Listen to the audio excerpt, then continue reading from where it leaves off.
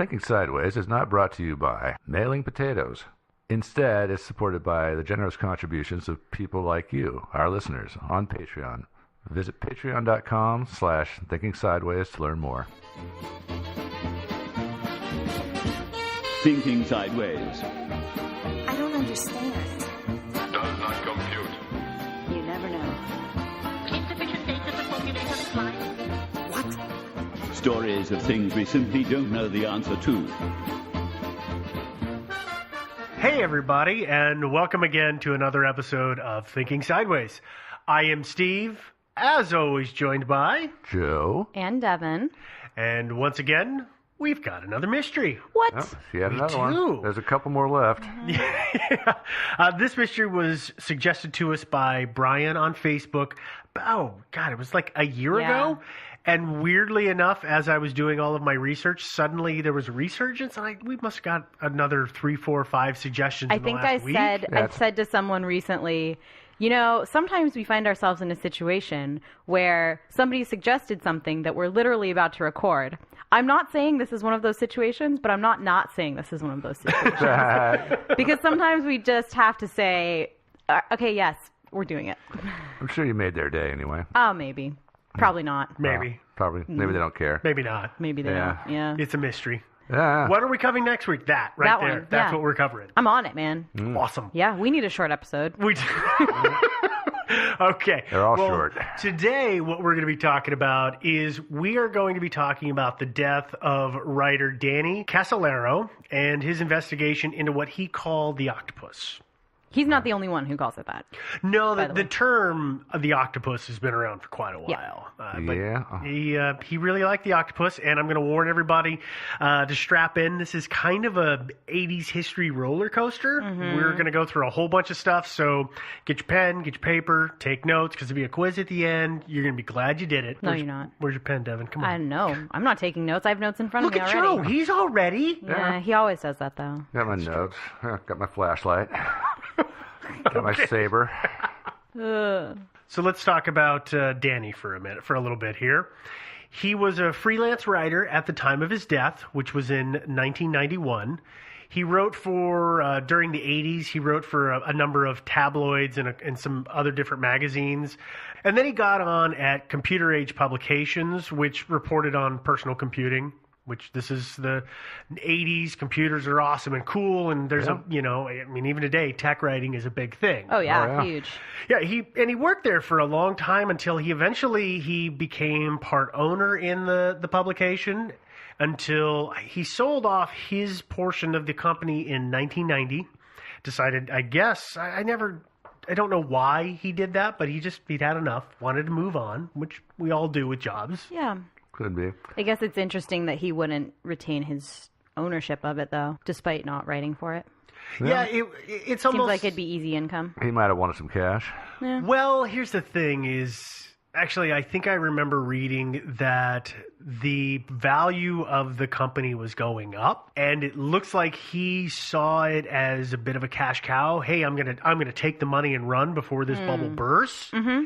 And he sold probably 6 months to a year too soon. Yeah. If he'd waited longer, he would have made a whole bunch more Well, if he money. waited longer, he would have been dead, so... That's maybe. a good point. Yeah. Maybe not. Well, that's true. We don't know. We don't know. Okay. Okay. Well, so he does that, and then Casolaro goes ahead and is looking around for something else to do.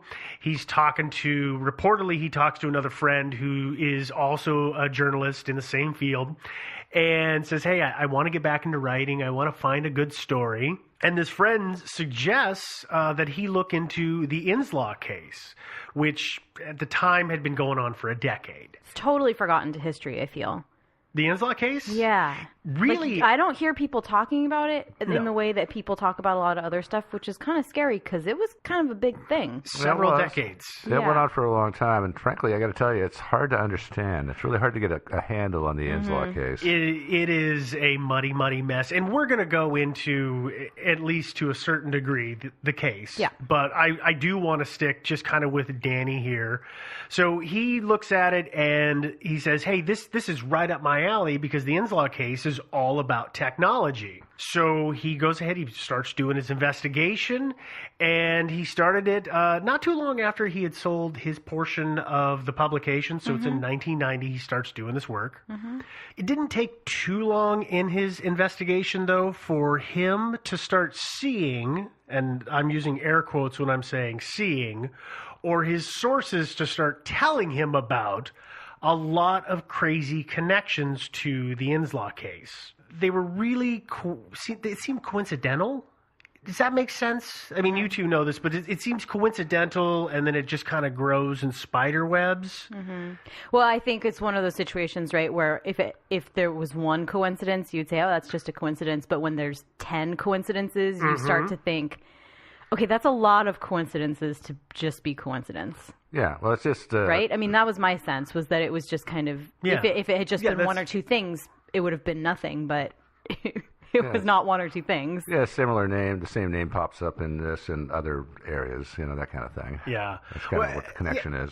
Yeah, and what the coincidences or the connections or whatever you want to call it, it is what he began to refer to as the octopus, which is all of these crazy connections that seem to indicate that there's some secret network that's responsible for terrible acts, espionage, murders, assassinations, laundering drugs. I mean, it kind of runs the full gamut here. I almost want to think of it less of a network and more of kind of a cabal. One of the ways I've always kind of seen the octopus. Yeah, we can call it that. That's fine by me. Yeah, That's fine. It's the Knights Templar. Yeah. The Illuminati, Yeah. No, I mean, the Illuminati would fall into the cabal. umbrella of the octopus cabal. Yeah. Well, that's the weird part is this is technically going to be a conspiracy theory. And there are tons of things that whenever you read about one conspiracy theory, you're going to find a whole bunch of things linked to it. And it's amazing how they all tend to have commonalities. They all run through common stories. Which is, we probably don't need to go too far into this, but we it's probably always don't. interesting to me. I'm going to do a little bit of it anyway. It's always interesting to me, when it's similar to when you look at ancient history and you see all of the depictions of things that look a lot like flying somethings in like prehistoric times, right? And it's kind of like, okay, well, if one group of people had come up with that on their own, okay, but when you start seeing it in a lot, you kind of think, well, something must have been, maybe it was meteors or whatever. But same with this to me, where it's kind of like, well, there's all these theories of this thing in different iterations. So like, Ancient aliens, yeah. Yeah. I mean, that's where I know that's where your history. well, with basis that, is, yeah. But with this, there's so many shadowy organizations that it almost, you kind of think, can this many people be crazy? Yes, this many people could be crazy. But again, I don't know, and we're gonna keep talking about that. I'm pretty sure. Yeah. I think that that our brains are kind of hardwired to find patterns in things. Absolutely. That's the way the human mind works, and so we're constantly constructing things like this. Absolutely. But I have a question for you guys, and that is this: okay, we've got the octopus, and then we have this other shadowy conspiracy called the Illuminati. What happens when they collide? Squid. Squid? Is that what it is? I'm just kind of curious about it. Do they have a shadow war, or do they just like sort of get together in a little room? No, it's Hydra. Yeah, Hydra. Is that what it is? Yeah. They make some other sea creature. They can do that. No, it's They Hydra. breed. They interbreed. Or do they draw up treaties between each other, or what do they do? I don't know. No, I mean that's kind of what I was alluding to, is that like there can't be all of the ones that are theorized, but it's certainly possible that there's one of them. Possible. But yeah, it's Hydra. Pretty sure. Okay. All right, Spectre. Let's get back to the story here. We've done enough about cabals and crazy conspiracy theories for the moment, anyway. Yeah, I was gonna say we're going there though. We are going to kind of go there today. So we're going to move forward. So Danny began his work in 1990. We're going to jump forward in time. We're going to jump forward to the 8th of August, 1991. Casolaro goes to Martinsburg, West Virginia. He's going to go there to meet several sources. He meets one of them for sure, but it appears that he was going to go to meet more than one. But while he's at his hotel, he bumps into this guy who he's never met before by the name of Mike Looney, They meet in the hallway, they start to chat, and then later on they meet in the hotel bar that night. And I bring up Looney because he's talked about a number of times to validate Danny's state of mind, because when they were in the bar, he was very chatty and he told him all about his research and all this stuff that he was going to do. And it sounds like I got the impression that they talked over drinks for several hours. So he didn't display any kind of abnormal behavior. He just seemed like a guy who was really excited about what he was doing. It's interesting. Some people bring up Looney because in this kind of shadowy way, right? That they just happened to meet, even though it was a coincidence that both of their rooms were right next to each other. Yeah. But I guess I hadn't, it makes more sense. Of course, yeah, they ran each other in the halls. Like, of course they did. Yeah. And then they went and got a drink or happened to see each other and connected. Fine, yeah. Yeah. But there are those people out there who are like, are. Looney, he just happened to meet. It's crazy. Yeah, I think if Looney had murdered him, I think that he wouldn't be saying that he was cheerful and excited about it. Yeah, probably not. Well, let's move forward to the next day. So now we're on the 9th of August, and Casolaro meets a source at 2 o'clock that afternoon, and then from there he goes to a place called the Stone Crab Inn and has dinner and a couple of beers. And we know this because he left at 5:12 p.m., which is the time he paid with his credit card. Okay. So we've got the credit card record there.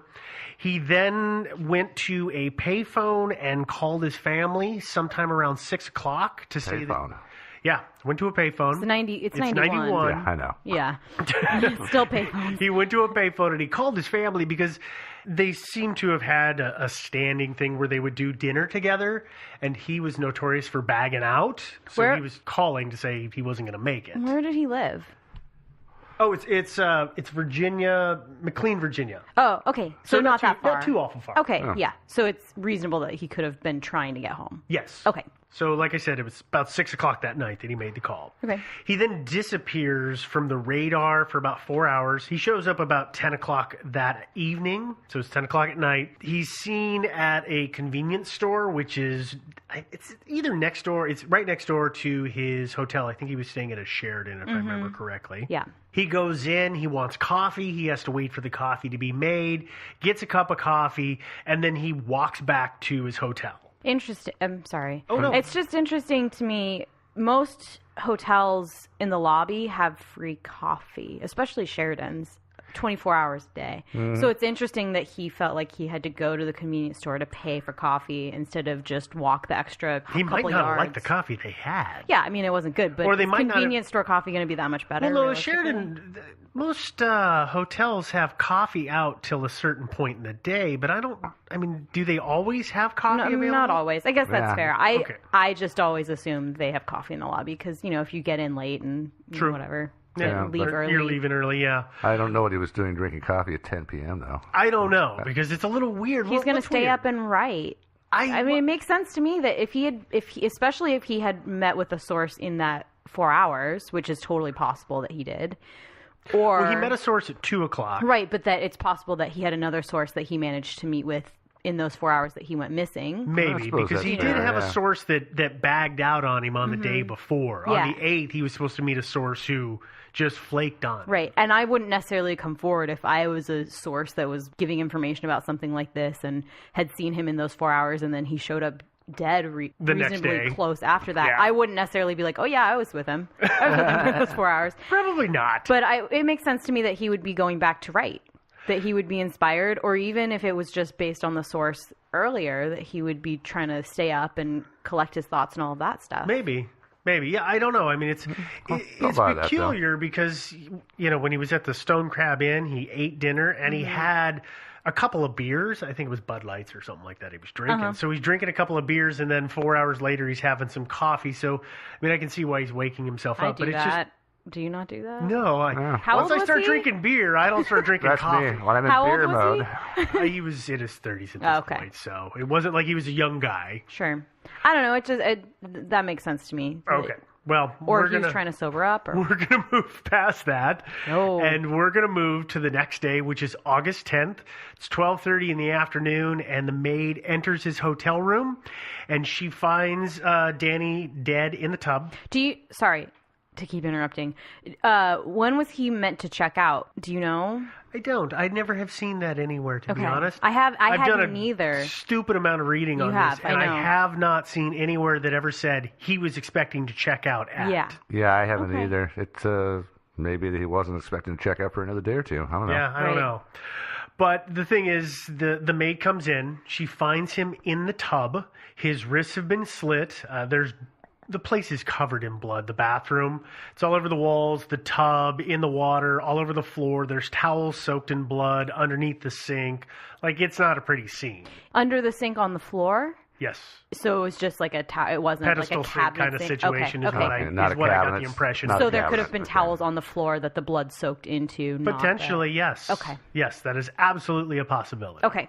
I just need to clarify that because I think that's going to come into play later. Well, and that's a great thing because I've never really gotten any good photos of the crime scene. Mm-hmm. And the descriptions, they leave a lot to be desired. Yeah. I'll be quite honest. Go figure. The descriptions that you get of this crime scene aren't that great. Mm-hmm. And a lot of that is because it is not considered a crime scene. Yeah. It's considered the scene of a suicide. I think there are two reasons, right? It's that reason, and then also there's always that reason of hoping to spare people the trauma of his hearing family, most importantly, really detailed descriptions of how horrific a suicide it was or whatever. But there are definitely some things that are pointed out that give me some question marks, for sure. Yeah, no. Yeah, the coaster, for one thing. Well, that's a good thing to bring up, Joe. And let's bring up all of the stuff that's in the room. So there's a little bit of a laundry list that we're going to go through here. In the bathroom itself, so not in the tub with Danny, but in the bathroom, the police find a bottle of red wine that's half full. They find an ashtray sitting on the toilet. And did he smoke? Was he a smoker? You know, again, you don't know? I don't know. Okay. I've never seen reference to the fact of if he was or was not a smoker. Okay. This is the 90s. I mean, a lot of people still smoke, so I've got to guess that if he's got an ashtray in the bathroom with him, he's a smoker. Right. Because that's what smokers do when they get in the bath and they open the window and you have a cigarette. Or if you're drunk. Or if you're drunk. But we don't know if there were any butts in the ashtray. No. Again, never reference. It's the ashtray, but not the contents of said ashtray. Okay. Also in the bathroom itself is broken glass. From what? I don't know. I got the bit about the broken glass. There's a guy named Ken Thomas. He wrote the book The Octopus. He went out, he picked up all of Casolaro's notes. He went through it all, and he reconstructed all of his research, and then he built on the theories from there and put out a whole new book. And he didn't do it himself. There was another guy, but the edition that I read was mainly under his name. But he's the only place that I've seen that references this other piece of broken glass, and I don't know what it is. Because I was rereading this today going, wait, where the hell was the broken glass? What was it? I can't...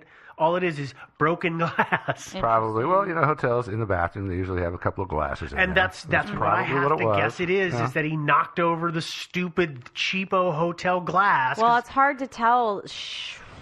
Yeah, it's hard to tell with that level, with a Sheraton level hotel. Nowadays, it's all plastic, right? It's just the plastic cups. Yep. Even the coffee cups. Like solo cups or whatever. I don't know if in the 90s they had actual glass. I remember. I seem to recall that. At a I Sheraton's remember level. glass in most hotels up until, I'd say, the last decade. Okay. See, and that's good information. I was a kid, so I don't... Yeah. I hate to sound like I'm like a snob or anything like that, but I still stay in hotels occasionally, even these days, that have glass in there. No, I do too. Yeah, certainly. But I'm just thinking Higher, there are nicer, different levels of hotels, and nicer ones always have glass, and the kind of crappier ones very rarely do. So I just didn't know. Yeah. Maybe it was Maybe it was the broken glass from a wine glass or something. I don't know. Again, don't know. Let's continue on with what was there in the tub. So this is in the tub with the body. They find two plastic trash bags, which get. I don't understand. There's a single-edged razor blade, which makes sense. A can of Old Milwaukee. Well, that really doesn't make sense. Why would anybody drink that? And a paper coaster, as Joe had mentioned a little bit ago. They also, this is another weird thing, they find a shoelace tied around his neck, which is just weird. Tied tightly or loosely? Doesn't say. Again, nothing Where says. did you see that? The shoelace? Yeah. I know that I think I read it in the Octopus, and Okay. I swear I've seen it on a number of websites. Okay. You know, somebody's going to yell, I'm pretty sure I remember seeing it on the wiki. But it may not be, or it may, I don't know. Yeah. But I know I've read it in more than one place. Okay.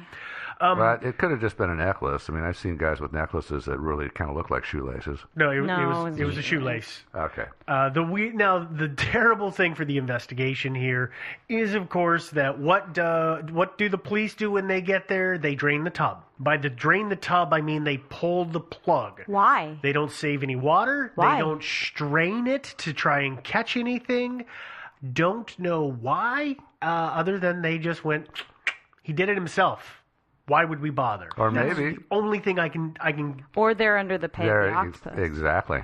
maybe. This is going to happen. This entire story I Yeah. can tell. No, Well, what it about is. the maid? This is interesting. I can kind of explain away some of this stuff, I guess. I mean, it's not consistent with what we've heard about his mood and state of mind around that time. Suicide is not, absolutely. Right, but in addition to that, I can kind of say, okay, they found 2 plastic trash bags. Okay, maybe he tried to suffocate himself before. Asphyxiation. Yeah, maybe Which he is was, why the shoelace he tried is to, there, and yeah. it didn't work, so he just, dropped it in the tub with him.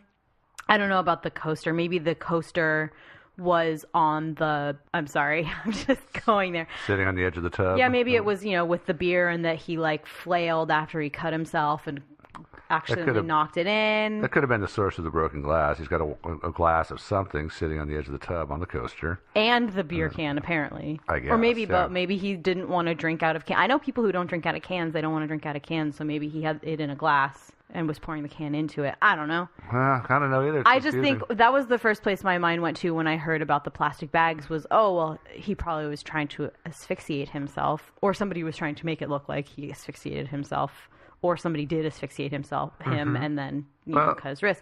But that's where my mind goes with the trash bags. Or it might have been that he planned to, after he slit his wrist, he planned to bag up his hands so that it wouldn't make a huge mess. He's in a tub of water. Yeah, but That you're doesn't going to make start any sense. You're going to start squirting blood all over the place. There was blood on the walls for Everywhere, example. yeah. Okay, let's talk about So- that, and then we'll go into some of this stuff to Yeah. try and flesh it out. Not to make a terrible pun, but Danny had over a dozen cuts in his wrists, so he cut both wrists. The medical examiner said there were 7. This drives me crazy every time. It's not an exact count on both wrists, which is infuriating, but it is 7 or 8 cuts on the right wrist and 3 or 4 cuts on the left.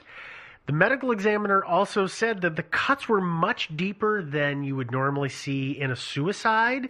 There was no hesitation marks. And there's a lot of cuts. Hey, that's a lot of That cuts. And the examiner said hurts. didn't know how he could have continued on through the sheer pain Yeah. based on how deep the cuts were. And by the way, was Danny right-handed or left-handed? Don't know. Oh. Never looked that up. Didn't even think to look that up. I think he was right-handed, guessing from this, but. Why? It's 8 cuts If on you're- his right wrist. Yeah, if you were gonna slash your wrist, if you're right hand dominant, you're probably gonna cut your left wrist first, right? But he had the most cuts on the right wrist. Yeah, right. Because he's cut himself on the left wrist. He's already starting to lose blood at this point. He's probably getting lightheaded. And then with his left hand, he's not as dexterous, and he's also lightheaded because he's losing blood. I And, see where you're going with You this. know, and also his left hand is in all kinds of pain, so that maybe causes it to spaz out a little bit. So that would explain the But that greater would number of seem like cuts. there would be hesitation marks there That's then. where I was going. that I you would think. you would be stuttering with it almost. On your left, when you're cutting your left wrist? you mean? Yeah, or that Regardless if you're of in which that one. if you're losing blood and you're kind of you're stuttering, you're not it's not going to be nice, perfect That was a weird way to refer to that. I'm sorry. Yeah. Nice and Clean perfect. cuts. It's not going to be those clean cuts that are really, really deep. Yeah. Yeah, Especially because they didn't find any painkillers or anything in his system, right? They weren't drugs or anything. No. Let's talk about that for a second. Okay. Okay, so we know that afternoon he went out, and when he had dinner, he had a couple of beers. Yeah. And then he came back. We know that he had a can of beer in the tub with him. And apparently half a bottle of wine. And half a bottle of wine. When they did the autopsy, they found that in his system he didn't have alcohol. How much blood was left in his body, by the way? Enough to test, apparently. I guess, yeah. I don't remember. I think it wasn't a blood test that they couldn't just use a regular blood. They took tissue samples instead. They did tissue then. samples. I see. Yes, and so. But presumably they would have looked at the contents of his stomach as well. I would imagine so. Right. He would have also metabolized some of that before he the died. Stuff that he had at dinner, certainly. But he had some acetaminophen in his system from some Tylenol 3 that he had taken. But something like negligible, right? A normal dose. Yeah, nothing major. Okay. He had a antidepressant in his system, but it was such a small amount of the antidepressant that they couldn't even tell what it was specifically. Just, this is an antidepressant. We don't know which one it is because there's not enough to figure it out. They didn't know what formula it was. Okay. Yeah, couldn't figure it out. Okay. So no booze. Tylenol. It's weird that he had no booze. I know. That is weird, the weirdest part. On the antidepressants, anybody know what antidepressant he was taking? He had been prescribed an antidepressant several years prior, and it was a very small dose of it, and they don't know, nobody has been able to figure out if what he had taken was from that. Not really sure. Or if it had been a recent. I mean, that stuff kind of sticks around in your system sometimes. True. Certain things stick around in your system. True. And again, depending on what they were testing, if it were more of a tissue thing, that stuff's going to stick around in your tissues, certainly more than it's going to, your bloodstream or anything like that. Probably, so that'd be the other question, too, would be how long ago they think the dose was taken. If he was still taking it daily, or... Well, and I know that a lot of people will be hearing what we're saying, and they're going to be going, well, how do you not know? What do you mean? And the problem is there is a ton of conjecture on this point. Yeah. So much has been written about it when you dig into this case, and it is all over the map. So that's why I know we've had this conversation before, is I don't want to say it was this because I can't corroborate that. There's no way. Yeah. And, additional to that, as you were saying, it was ruled a suicide, case closed. The investigation was not thorough. They just kind of assumed that it was what it looked like, and that was it. And so a lot of things got missed. They certainly didn't dust for prints, for instance. They didn't do a lot of the things they would do if they encountered this and thought, oh, this is a murder. And it was ruled a suicide twice. Yeah. Because the first time it was ruled and a stink was raised, and so they went ahead and the medical examiners checked the body again. Somebody else did another examination and again said, no, it was self-inflicted. How long after the death was the second one? I wonder if the police and medical examiner records are still around or if they've been thrown away by this time. Well, this was 1991. Yeah. A suicide, I don't know what West Virginia law is for how long they have to keep those kind of records. Yeah. I guess it's just interesting to me that a medical examiner would say something like, these cuts are deeper than anyone would ever expect from a suicide. There's no hesitation marks, and I don't know how he could have kept cutting himself from the pain, but he definitely just kept cutting himself. Some people have a higher pain tolerance than other people, to be fair, I don't think the person that made that statement, actually I'm almost positive the person that made the statement of, I don't know, these are way too deep, and the person who judged it a suicide were not the same person. Fair. They were two separate people that made those statements. That's a good clarification. And there was a note, too, that helped people think that it was a suicide, right? Yes, there was. So Casolaro did leave a note, And it was a really short note. Was it handwritten? It was typewritten. Handwritten. Yeah. Absolutely and handwritten. And it was his handwriting. His handwriting on a legal pad of his sitting, I think it was on the nightstand or on the desk, one of the two. But So this is important. the pen was there. Yep. Like, it was all him. The note read, "To those I love the most, please forgive me for the worst possible thing I could have done. Most of all, I'm sorry to my son. I know deep down inside that God will let me in." End of note. Yeah, that sounds like a suicide note. It really does. It totally sounds like a standard suicide note. And there's more about a lot of these things that we've talked about. We're going to get into them. But I want to now, and this is going to be a weird case because we're going to turn away from the subject for a good little bit here, and we're going to now start running down a completely different path. Yeah, all that stuff he was Yeah. investigating. So the first thing we're going to talk about is one of the first things that got Danny's interest, which is the Inslaw case. And you'll see it referred to as Inslaw or Promise, and I'll give you the spelling on that in a minute because it's not the regular spelling of Promise. Yeah, Inslaw was the company, Promise was their product. Yep, Right? exactly. So Inslaw stands for Institute for Law and Social Justice, which was a company. Devin's rolling your eyes. It's just like knowing the product they made and knowing what they may or may not have done. It's just like, God, you guys, that's a bad name. It was the 70s. It's a bad name. It was the For 70s. For bad people. It I was. should have called it In-Laws.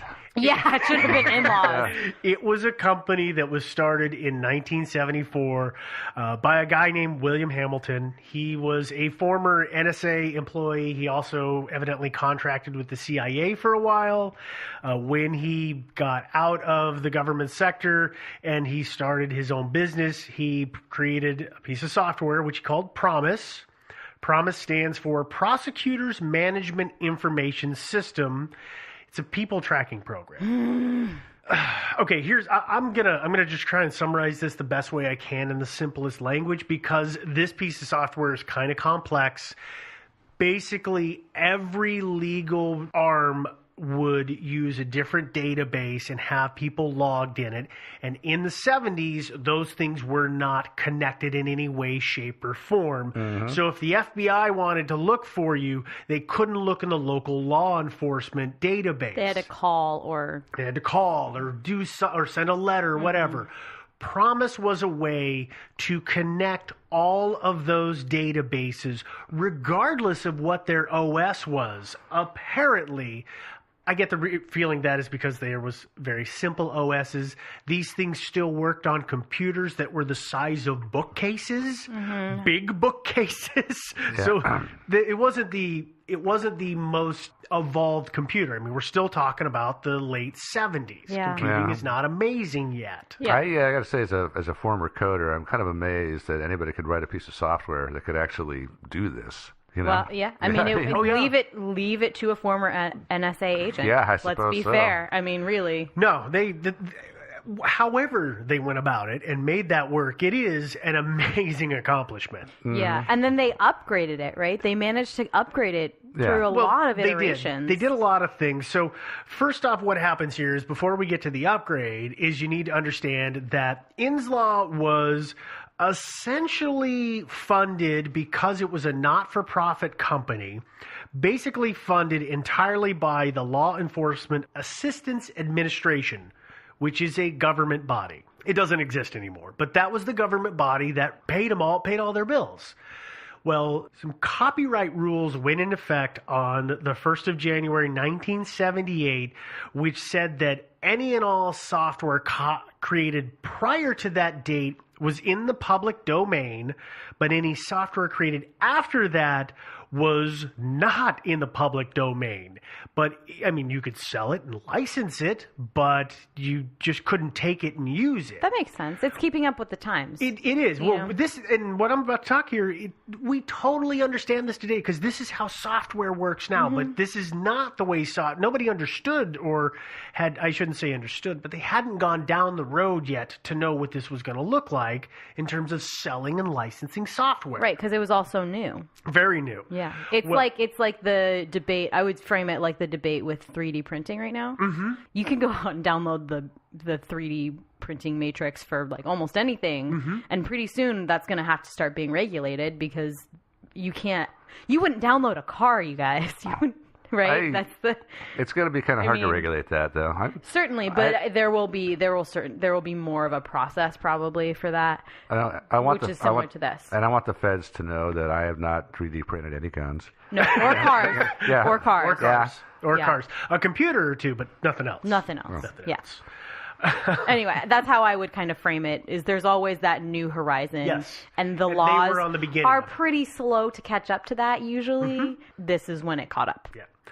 Well, and, of course, the U.S. government, liking Promise, wants to continue to use it, so they go ahead and they get a license for it. The license they get, though, it's a basic user license. That means that they don't have they're not entitled to make any changes or modification to the software, and they're also not allowed to distribute it. Again, like we talked about before, very, very common stuff for us today. All right. I'm sorry, just as a side note, it's always baffling to me that the U.S. government doesn't just develop our own stuff. Like, they have a lot of programmers. Why don't you just make your own software instead of buying stuff from some maybe kind of shady third party? I think they've found that It's much more efficient to go to the market and get those things I don't know, than in to this develop case. it yourself. I don't know. it kind of is. It really is. I don't know about this with Promise. Well, yeah, you just don't like Promise. I just don't. I really, really You just do not don't like Promise. Yeah, Okay. I tend to think that the capabilities of Promise perhaps have been exaggerated just a little bit. I don't think that's actually the case. I think that it was the first of its kind, and it was revolutionary, and that's what the big deal was. It probably wasn't that great, but it was the first, which made it amazing. I really think that's what gave it its toehold and what started this whole thing that we're about to go into here. Because what you folks at home need to know is that in 1981, the Law Enforcement Assistance Administration, they were dissolved. Yeah. It went away. It was no more.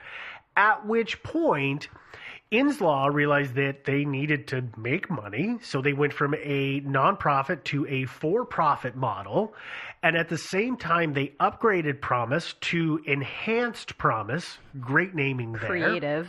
But the thing that they did is, again, these are really old computers. They went from 16-bit to 32-bit in their software, and it was a great leap forward.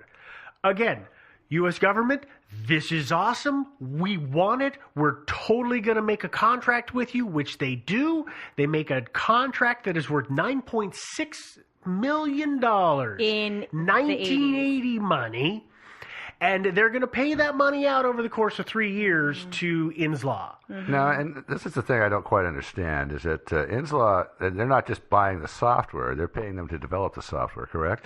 They were there's a lot of things. There was maintenance things. There's a lot of stuff in the contract that it's minutia that I don't want to go into. Yeah. Because, again, Inslaw case, we've still got a lot to go through, and this thing took 20 years almost to settle out. Yeah, There's a lot in the contract. But when they signed this contract, the overview is not only are we getting this software, but also you will continue to develop it and you will provide support for it over the span of 3 years, right? Yeah. Just to be clear, it's not like when you go buy the Adobe suite and they're like, this is what you get. Yeah, exactly. Yeah, there's a phone number it's you a can little call, more. but we won't answer. Right.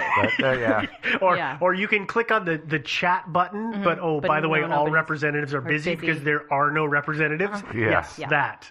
Okay. We all use Adobe suite, apparently. It's crazy. The thing that gets me about when you click on that and they say no representatives are busy is I know those representatives are bots, for Christ's sakes. Yeah. So anyway, I just thought that was probably worth mentioning, that it wasn't just buying the software, you're also getting the development. It's a service package as well. Absolutely. And what happens from here is there's a lot of contention around it. Like I said, it's a huge case, 20 years in the making. But I'm going to give you kind of the Cliff Notes version. Yeah, is exactly where I'm headed. The Department of Justice is one of the people one of the groups that was using Promise and Enhanced Promise. And they supposedly went ahead and made changes to the software and began to distribute it to other U.S. agencies and quote-unquote foreign allies. Of course. And what they did when they did that is again, this is supposedly added a backdoor to the program. But I have to say that I find those charges kind of less than credible because Inslaw, I would bet you anything, had already added a backdoor. I don't know that. I don't know. I can't say that if they would or would not. I don't know what the benefit would be. It's not as if the internet was a main way of communication for accessing software. You had to go to the site. I'm sure that was part of the contract. Is my terminal in Baltimore, Maryland has crashed. Send your guy to Baltimore, Maryland to fix my terminal. It's not like they were going to remotely log in. Oh, well, this is like the when was this?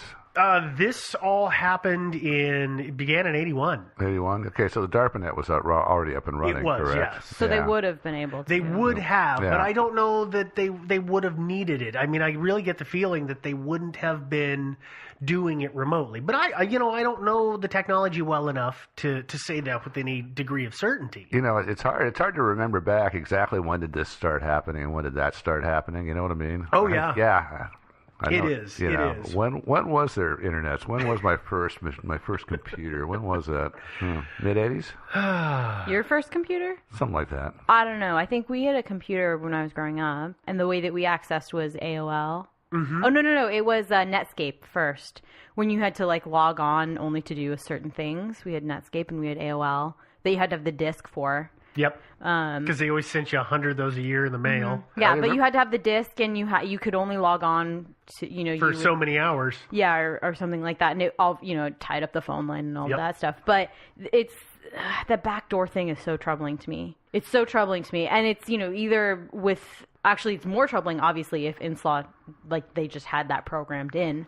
And that it was every copy, which, to be honest, I think I'm so cynical at this point with technologies that it's just my assumption that, of course, they programmed a backdoor in. Of course they did. Yeah, of course they did. But even if it was just the Department of Justice that developed it and then had the backdoor and then sold it to the quote-unquote foreign allies, it's so troubling and also so typical of things that we've seen come to light in the last 10 years. It's just... this is like the precursor. Yeah. This is the precursor. David? Who the hell is David? Not me. Devin is obviously very jaded. I guess. About technology. Well, and here's the thing: if you're selling or giving copies to your allies, and you've altered it or gotten it made that way so that you can spy on them, well, that's standard operating procedure. Right. I mean, have you ever heard of the Ultra Secret? This sounds familiar, but yeah, it was all about early on. I don't remember if it was before or in the early years of World War II. The Polish government actually captured some Enigma machines from the Germans. Yeah. And now remember what those were. Those are the things that were kind of like they look like giant typewriter. They look like a typewriter, and they had the 3 dials in them so you could set a key and everything. And they were supposedly that they would create an unbreakable cipher. And then they managed to reverse engineer those, basically take them apart, especially at Bletchley Park, England. Right. And they had early prototypes of computers. Turing and all that, yeah. Turing and all that. And they were using those machines and their computers to break the German code. Mm-hmm. And then after the war, and this is what happened, is they kept that secret. The British kept that secret for many decades after the end of the war. They did. And the reason they did is because after the war they captured a bunch of Enigma machines from the Germans. And they gave them out to their Commonwealth allies. They gave them to the Canadians and the New Zealanders and the Australians and anybody else you could name, simply because that enabled them to read all their diplomatic communications. Of course. Yeah. Interesting. And that's why the Ultra Secret was kept ultra secret for so many decades. I mean, it was. I don't remember when it was. I think it was clear into the 70s before they finally revealed what was happening. Yeah, I'm just saying, this is the history that I've inherited. That's like par for the course. It's like totally I'm saying. normal. Yeah.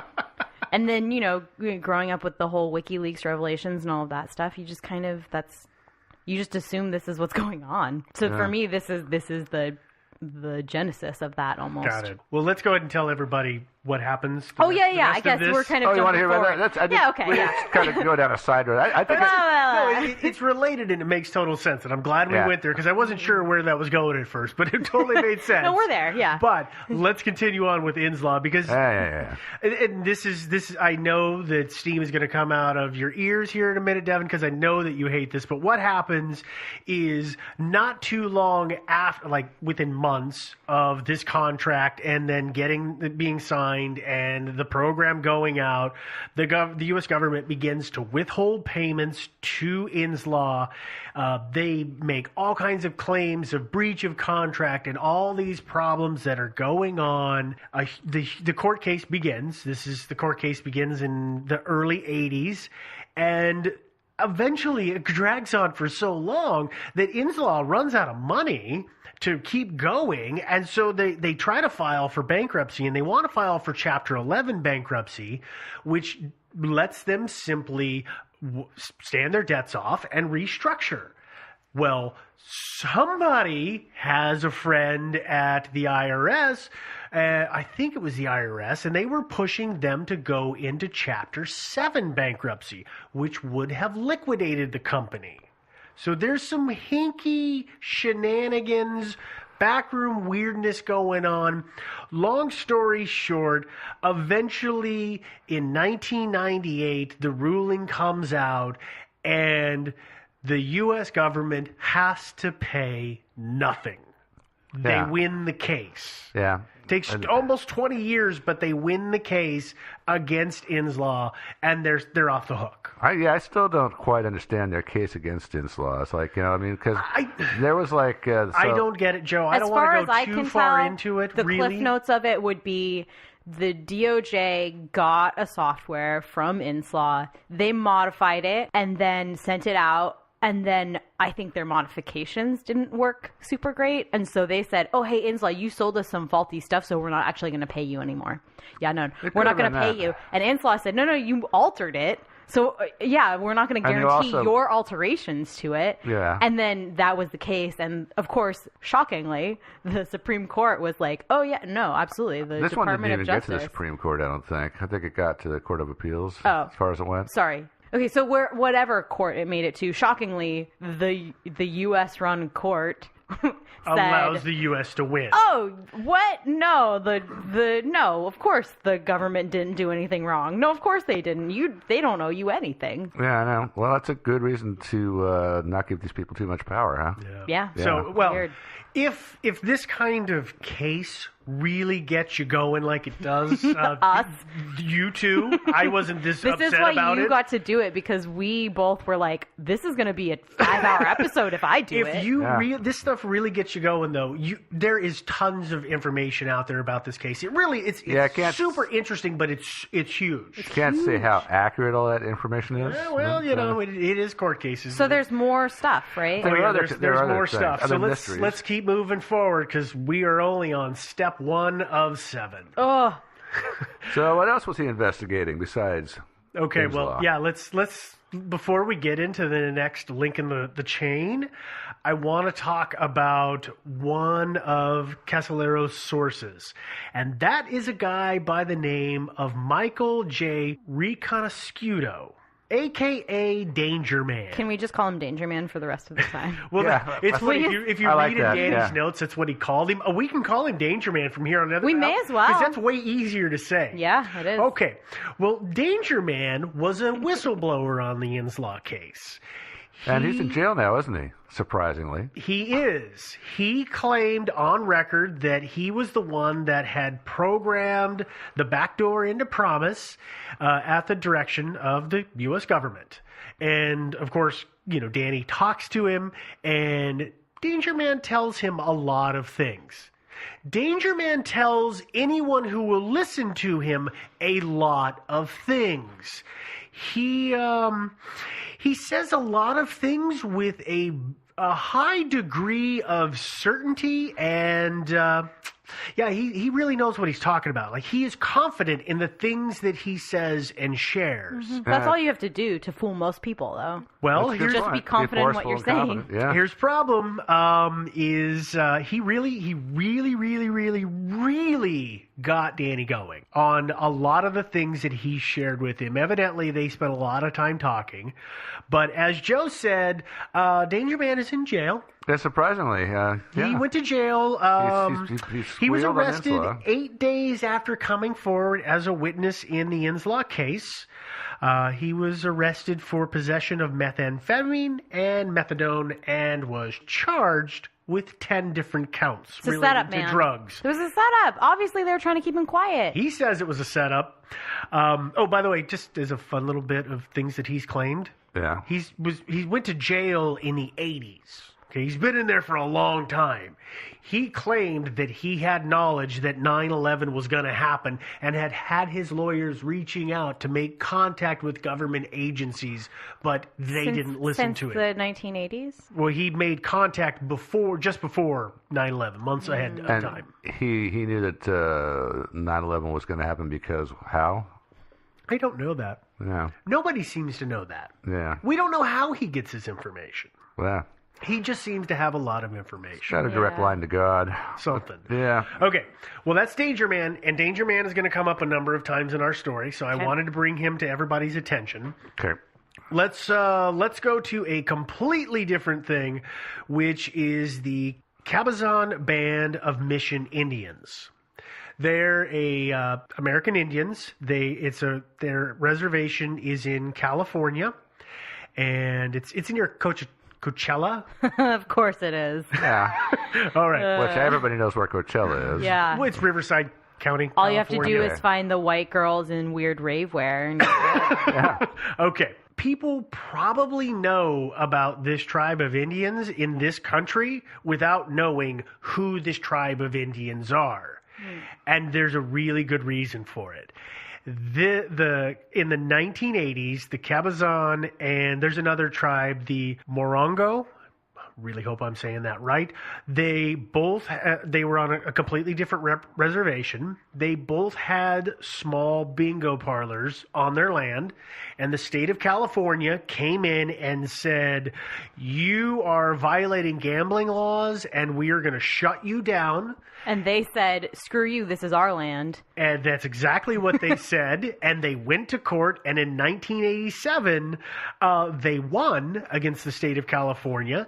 And it wasn't too long after that you started seeing Indian gaming casinos pop up all over the United States. This is true. a weird thing because to me that seems so ubiquitous because it's You know, been around my entire life. Yeah, when I was a kid, you didn't see that stuff. It's so weird. It's See, it's weird to I conceptualize. remember where I grew up, Yeah. the casino starting just as I was graduating from high school. Like there was none of them there, and then all of a sudden they were all over that portion It's of weird. the state. Yeah, it like is. All at It's once. totally weird. Yeah, because when we would drive, to family vacations and things like that, we would pass a bunch of them. And for me, it's just always been a thing. Yeah. It's weird. I guess I didn't realize it was that recent. It is pretty recent. Yeah. According to Ken Thomas, that's the guy who wrote The Octopus. Oh, yeah. That book you read. Yeah. Boy, that was a great book. Well, According to him, the tribe was greatly influenced by outsiders, both before the case and after. And those outsiders kind of took control of the leaders of the tribal council. They got all the power. And from the notes that Danny left, one of the people who was of interest was a guy by the name of John Nichols. And according to Danger Man, Nichols, who was involved doing all this stuff on the reservation, was bringing international business associates to the reservation to talk business. I'm guessing illegal business, and I'm guessing because they were on sovereign land, they were okay to talk about illegal things. The reason for that, I don't understand it. I'm going to be very honest when it comes to the stuff that happens with this tribe on this reservation based on the claims by Ken Thomas. I am a little dubious. Well, because I can't back them up anywhere else. I will tell you the things that I have read, but I cannot substantiate most of it. Oh, no. So, and again, this stuff, I believe, wasn't this stuff that the Danger Man, a.k.a. Ricano Sciotto, told him? Yes. Yeah. Yeah. So Yeah. this is the source is driving him to some strange links that he is then either making the connection of on his own or being told very directly that there's a link. Well, they would be hard to substantiate, too. Well, and if it's on sovereign land, I can kind of get that. I can also see when it's coming from Danger Man, it's hard to substantiate. But here's what's going on the reservation according to Thomas. Okay. According to Thomas, according to Danny, according to Danger Man, right? Correct. So there's it's a game of telephone. Right, okay. Absolutely. There were illegal dealings, and I don't know exactly what those dealings were. There was arms manufacturing. There was, and this is evidently true, they were selling cigarettes by mail off of the reservation, so there's no taxes. That's standard operating procedure. And they started to sell booze by mail without taxes until they got shut down for that. I like these guys. They set up a partnership with Wackenhut Corporation. Is that Wackenhut or Wackenhut? I'm pretty sure it's Wackenhut. I like Wackenhut better. Well, this group is known for security work with just about everybody, and they also do security at prisons. So they're really upstanding gentlemen. Yeah, and it's a giant corporation that has just recently, in the last 5 years, been taken over by another corporation, and I went to their website and I was trying to do reading on them. Was it like an image hosting site that had like some weird... No. But it is amazing how sanitized their website is. Like whoever writes their stuff, it's great PR, because I'm reading something here and going, what? That doesn't... What? These people don't sound like those people at all. Oh, no, they're good at that. They might not actually be those people. They might not. You're right. But they probably are. Possibly. Well, the point about the tribe that really got Casolaro going was a murder. There was a gentleman by the name of Fred Alvarez. He and 2 other people were murdered in 1982. Alvarez, at the time, was a tribal leader. And again, this is according to Ken Thomas. And he was killed because he wasn't supporting all of the changes that were taking place on the reservation and with the tribe based on the direction of Nichols. So he kind of tried to stand up to him and was killed for it, is the line that I understand. Yeah, but was he on reservation land when he was murdered? I believe so, yeah. Oh, really? Because I was going to say, I mean, Riverside County is in Southern California, so of course he was killed. Well, it did. It did happen. I'm pretty sure it did happen on there. But the point is, this whole thing with the reservation can't substantiate any of it. But I'm going to tell you about it because you will read about it in different places. We're going to move forward to the next step in the puzzle. Yeah, I'm a little off the reservation on this particular theory here. We're going to go to the next one, which I know if we don't control him, Joe is probably going to have a field day with, and that is October Surprise. Yeah. People may or may not have heard of the October Surprise. So let me give you the basics on this. It's 1979. And the U.S. Embassy in Tehran is stormed by revolutionaries. That sounds familiar. They were students. The revolutionaries? It was the Iranian Revolution, which began in like October 1978, but then the people who overran the embassy were students. Right. Yeah. But they were radical it's part of the revolution. But it is part of the revolution, yes. So they technically are revolutionaries. I guess they're revolutionaries.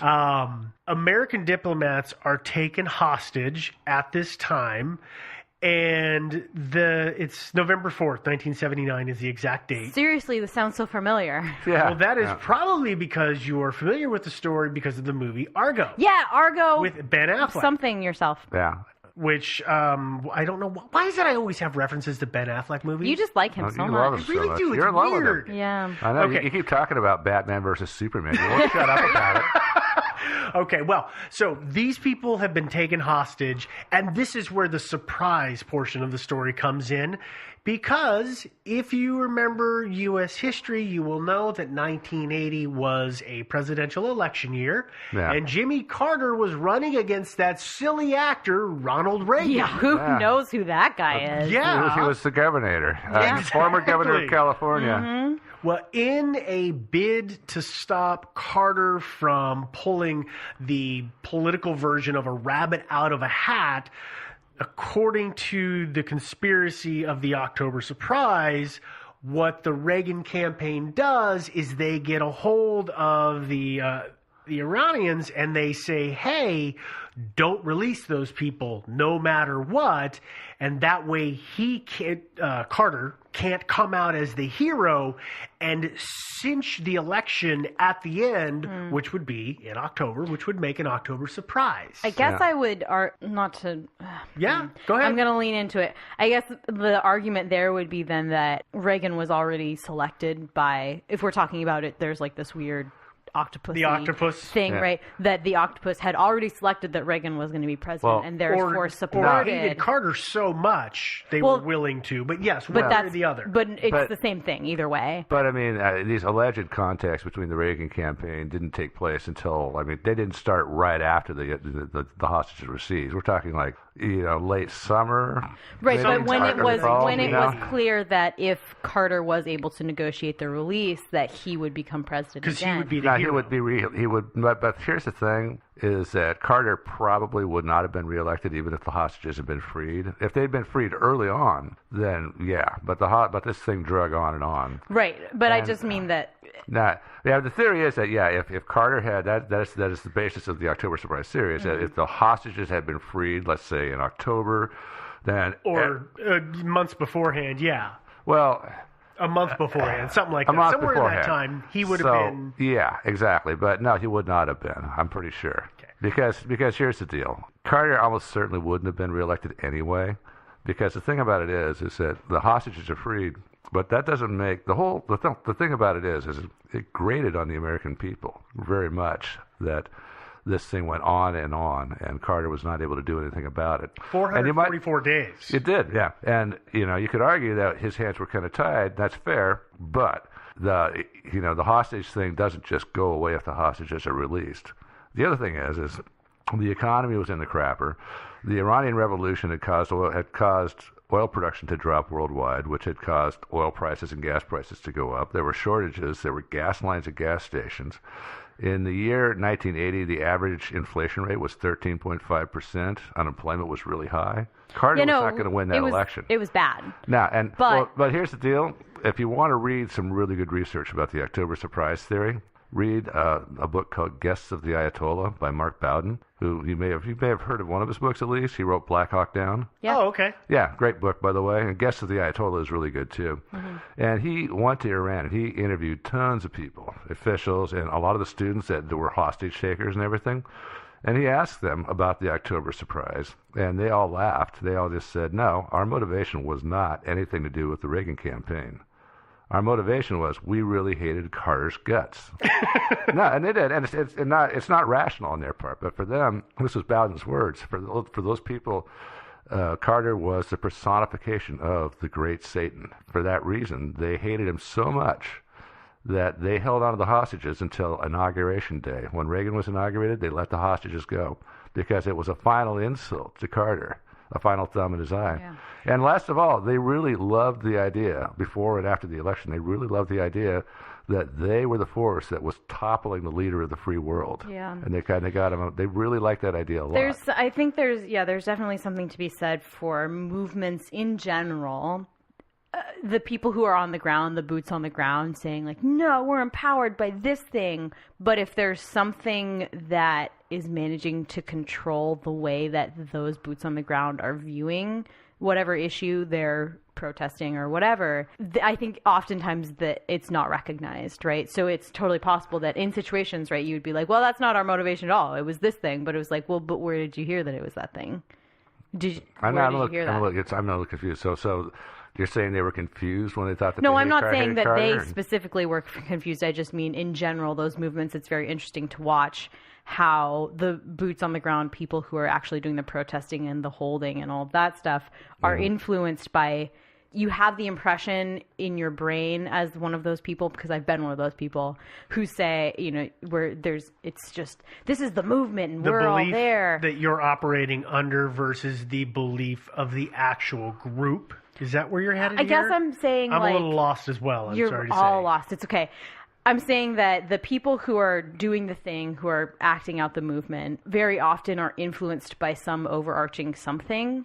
And right now it's really easy to kind of say, well, it's this social media movement. But there's often the really loud voices of people who are more... Spokespeople? Yeah, the spokespeople almost of that movement that influence where that movement goes and what focus it takes. And it's always really interesting to look, even before social media, where those influences came from and how they may not be as pristine as many people think they are. Got it. Did that clarify where we're going? A little bit. Sort of, kind of. Yeah, interestingly about the students, the government itself that eventually came out on top was Islamist, but the students themselves were actually left wingers for the most part. They were kind of socialist types and everything, but they were united with the Islamists in hating the Shah. The Shah, yeah, Right. they wanted the Shah out of power. And the Shah, yeah, and Right. of course, we were united in hating Americans, even though actually they treated the hostages reasonably, not perfectly, but they didn't. Treated pretty good. Though. They didn't. Better than we treat them often. I mean, it's not like they killed anybody, and they actually let one guy go because he was sick. So my argument is phrasing it kind of in this broader conspiracy that we're talking about in the Octopus, that it would be really easy for an Octopus agent to influence the movement itself. So it's possible. Let's move forward. Yes. Before we get too far off on this. Okay. Because the point is that for the theory of the October surprise, it is, of course, as we've said, that Reagan was involved, or the Reagan administration in some version was involved and negotiated with them to not let the hostages go. Until it was all done. And the proof that is the proof theory, to the people who believe in this theory is that, as you said, when they got let go, because the hostages were let go on the 20th of January 1981, which is also inauguration day in the United States. Yeah, and that's one thing that kind of actually shoots a hole in the whole October surprise thing, because if the Reagan campaign had approached them and just said, "Hey, just hang on to them just after Election Day, and then you can do whatever you want," then they probably would have let them go. Because here's the deal, and then Bowden talks about this again in his book, Guests of the Ayatollah, in case you didn't hear it the first time. He talks about this. He said that students actually, by the time the election was approaching, they were actually getting kind of sick of being prison guards. They were not that thrilled with it anymore. Terrible job. Yeah. The newness was wearing off of it, and also the Iranians really badly wanted some spare parts because they had a lot of U.S. planes, for example, warplanes and stuff, and we're not giving them those spare parts, and so they had some motivation to actually let the hostages go earlier than they did. The only possible explanation for them holding the hostages until January 20th was pure spite towards Carter. That is the only possible explanation. Let's move forward. Can we? Yes. Yeah. Because we have another big one. Oh, yeah, that's We got another good several one. to go. We're going to move to the next thing, which is actually connected to the October surprise. Oh, my It is? God. How's it connected? According to the theories, it's connected to the October surprise. Let me clarify it that way, okay? Okay. Next thing we're going to talk about is the Iran-Contra affair. I think most people know about this to one degree or another. A lot of people I do not recall. That's why I know it, because I grew up with that phrase, and I use that phrase. You ever want to get it? As a kid in high school in the 90s, if you wanted to get in trouble, you use that phrase. Because I used to use that as my way out all the time, and I got into a lot of trouble for it. Okay. So should I sum this up? I think I can do it pretty concisely. Yeah, go The Iran-Contra affair, okay, because I remember it. Yeah, I do too, but go for it. Yeah, okay, yeah. So the Iranians, after the hostage crisis, they managed to contrive to get some more American hostages. I think they bought, most of them have been kidnapped in Lebanon, I think, and they just bought them basically and had them shipped to Iran, literally in boxes. And they were holding these guys.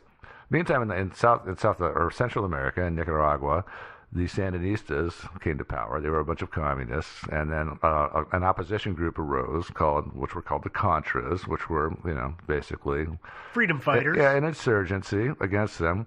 And so the Reagan administration wanted to get the hostages back. And of course, even though ostensibly they had a no negotiations, no ransom policy for that kind of thing, of course, governments usually honor those only about part of the time, not all the time. And so they figured out a sneaky way. The Iranians were under an arms embargo.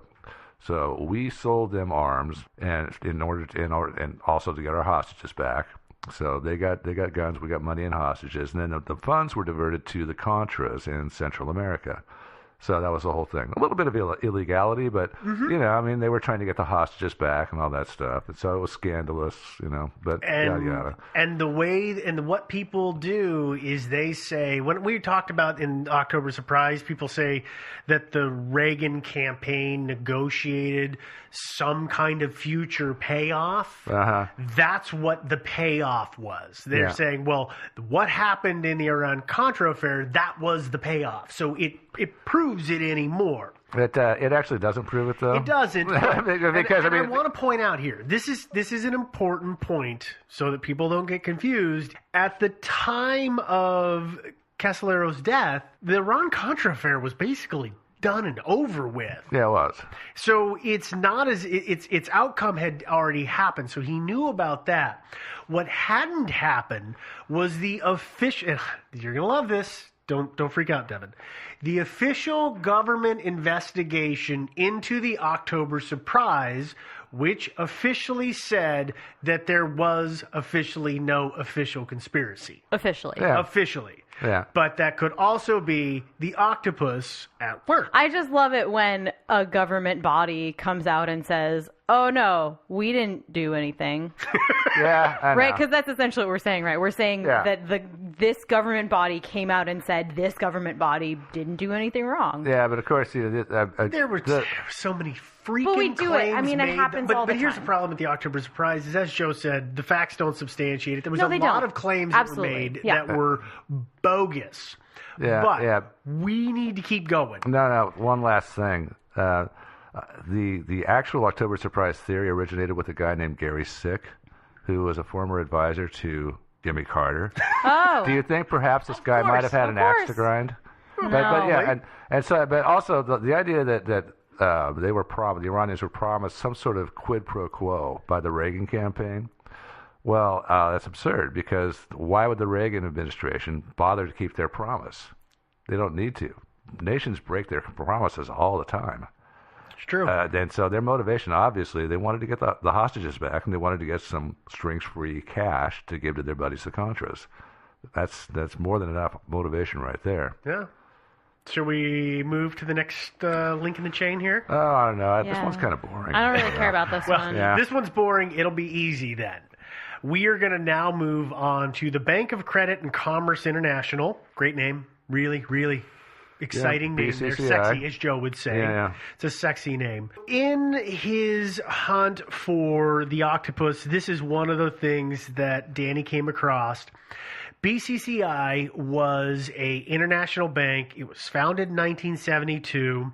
Within 10 years, it was worth over 20 billion US, had 400 or over 400 branches. They were in 77 or 78 countries. They were the 7th largest bank in the world. They're friggin' huge. In 10 years. In 10 years. That's not nothing. Nice. That's not nothing. Well, they came under scrutiny in the 80s because there were some concerns that maybe they weren't actually properly being regulated. Weird. It's like they raised to the 7th most popular bank in the world in 10 years.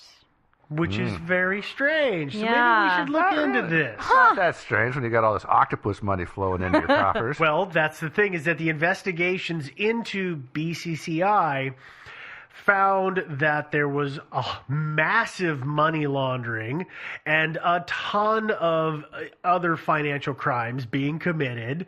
And somehow, and it's described as illegally, but I didn't actually do enough reading on BCCI to know what the illegal part was, because this is financial stuff that is a little above my pay grade.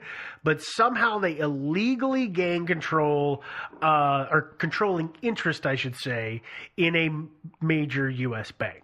Point is, they were looked at, they were investigated on the 5th of July, 1991.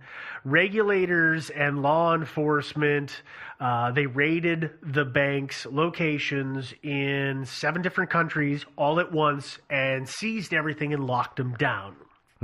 So this is Danny Casolaro. How far did he progress in his investigation of BCCI? The lockdown of BCCI happened, that happened in July. Danny died in August, so it was 2 months before he died. No, a month before he died? July and August? July and August. Oh, it is 1 month. Wow. Yeah. I really can't do math. You really can't, yeah. Wow. But the point is, he had been looking into them, and he was making a lot of, again, this is the Octopus, a lot of connections to some shady things. Was he making those connections, or was Riconosciuto making those connections for him? Danger Man. Well, I don't know how much of it came from Danger Man or how much of it at least started with him. There have been allegations by unnamed source. Unnamed source is who is quoted as saying that they were the BCCI was the go-to location for people who wanted expensive / illegal things, and for them to be connected to people who had those things. They were the conduit, and it's claimed that, like, Oliver North, part of the Contra money, the Iran-Contra money, went through BCCI. There are claims that Saddam Hussein used them, Abu Nidal used them. Like, there's some big claims to say really that people guys. were funneling money through them. But it's such a crazy, crazy case. Again, this is just like the other ones. It's way too big to go into all the details. Yeah. So BCCI is kind of an interesting case in and of itself. They're all, every single facet of this is kind of an interesting case in and of itself. Oh, yeah. Which is frustrating. But in a way, it's funny is that the bank, at least on the outside, looks like the most boring aspect of it. Because who cares? It's a bank that did some bad things and they got busted, except that when you look at it from the perspective of, well, we're investigating the Octopus, it could be that they were instrumental in setting up, they were instrumental in its spread, in greasing the right palms for them to be able to do the things they did, to then find the clients on one or both end to get the money traced. Like, there's suddenly all these avenues that open up that this dirty bank could have been involved with, and it all could have been thanks to the Octopus. But here's the reason I don't believe any of that, is that the Octopus could easily have prevented the bank being investigated and shut down if they had that kind of power. So that's unless the bank had ceased to be useful. In one way or the other. Either there was something wrong, because, like, one of the two founders of the bank, he ran and then subsequently killed himself when everything got shut down. I get the feeling that he may have been a bit, what's the word I'm looking for? Not a loose cannon, but he was a little unbalanced. A little unbalanced. He was a bit of a trouble, this guy could be a problem, so we should probably do this. He may have found another way to do it all. They may have found a way to do it all under the radar, so they didn't need it anymore. You got to be careful in saying, with these things, because there's a whole host of ways that could have gone. It's also hard as soon as you start being able to say, like, well, this public thing happened and it was connected to this bank, and then this public thing happened, it was connected to this bank. As soon as those coincidences start coming into play, I think that any smart shadow organization is going to say, all right, shut it down. We can't do that anymore. No, we can't do that anymore. That's true, but when they shut it down and seized their assets, what were their assets? Was it still specifically? I don't know, but again, I know that their assets were worth over 20 billion US. At some point. Yeah. At some point, well, it was in the early 80s. It Yeah. was worth that. I don't know what it was in the 90s. Yeah, so $20 billion bucks is not much today, but it was real money back in those days. Yeah. So, yeah, I mean, that's the way to tell it. This was actually an Octopus asset. If the books have been cooked and everything's been embezzled, and essentially all the assets are gone when the bank is busted, and there's only maybe $100 million bucks left, if that, well, there you know. It was the Octopus. If there's $20 million bucks sitting there, assets to be seized, well, it wasn't the Octopus. Unless the U.S. government is under the purview of the Octopus and they just gave it back to them. Everything It could be, yeah. They just gave it back to them, make it look shady to the public. Do you see the feedback loop that we hard. get into with this? It's really hard. It's really difficult. Yeah. But there's so many other things I want to talk about now. There are a bunch more of things that are in Casolaro's notes of connections that he's made. We are not, however, going to go through them all. I'm just going to list them out for you here because really fast, talking fast. We have been over an hour already, so we've got to kind of get close here. Okay, fine. According to either Danny Casolaro or Ken Thomas, depending on who made that particular link, we have the Watergate scandal and Nixon's outing as something that the Octopus was responsible for. Is that Nixon's outing or ousting? Ousting would be correct. Okay. It was Nixon's outing. He had a picnic basket. He was on the lawn. It was a great day. Oh, there's another kind of outing, too. But, okay, well, we can move on. There is, and I really hope I pronounce this correctly, but there's the dismissal of the Australian Prime Minister Gough Whitlam. Mm-hmm. We have potentially, according to this, maybe the revolution in Iran that outed the Shah, the 79. Ousted. You know what? The Shah went out. Yeah, he went out for a night on the town, Joe. Yeah, he did sort of. Okay, his ousting. There is the murder of Chilean President Salvador Allende, the assassination of U.S. President Kennedy. There's all kinds of purported shenanigans on the Papago Indian Reservation, anywhere from CIA drug smuggling to gold and platinum smuggling to a lot of weird stuff. But then the list starts to get even crazier because then we get Area 51.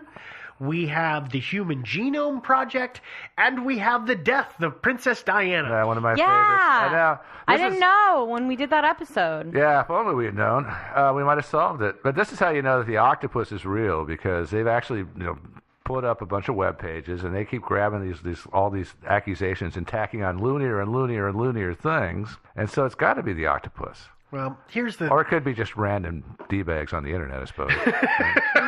Those are the two options. Yeah. I do have to say that in any good conspiracy theory, if you've got a secret cabal that is in operation, you have to have a bunch of people who die under mysterious circumstances. Are there a lot? And Danny can't be the only one. And indeed, there are a good number that are pointed to. Okay, let's do it. Okay. Yeah. We have a journalist by the name of Anson Ng. He was a reporter. He was shot and killed while he was in Guatemala. He was trying to track down a guy named Jimmy Hughes. Jimmy Hughes was actually connected to the Cabazon Indian Reservation. He was shot in the chest. It was ruled a suicide. Sure. Yeah, probably not the first choice for suicidal people, but Guy named Jonathan Moyle. He was an editor for Defense Helicopter World, which was a magazine. He was found hanging in a wardrobe in his hotel room with a pillowcase over his head in March of 1990. Initially, the death was ruled a suicide, even though there was blood on his bed and a needle mark in his leg. 8 years later, it was ruled a murder. Right. We have Alan Standorf. Standorf's job was to oversee security measures at Vint Hill, which is described as a listening post. It would monitor radio communications.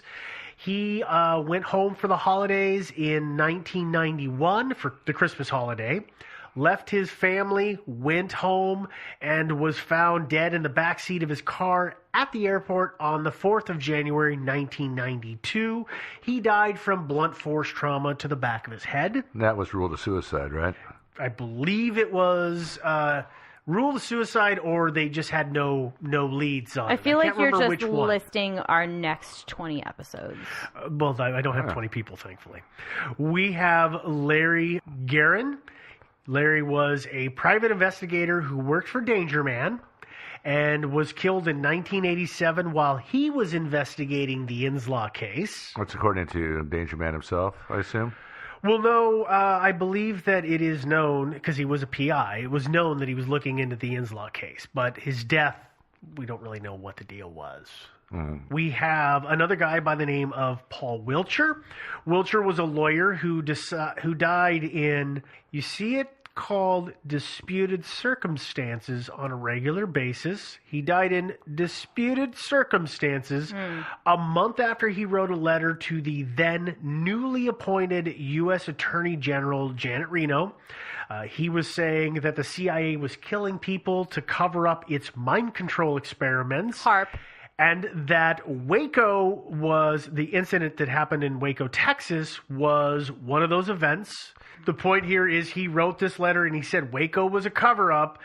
On the 23rd of June, 1993, he was found dead in his apartment. He was tied in a fetal position.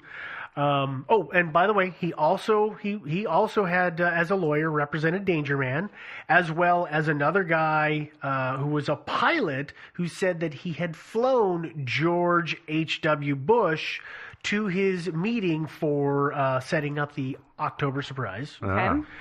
Last guy on the list is Ian Spiro.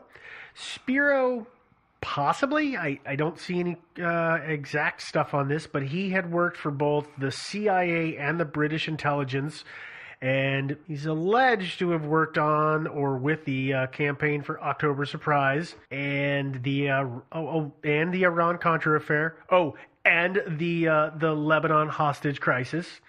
And he also talked to Danger Man, so he has a lot of connections.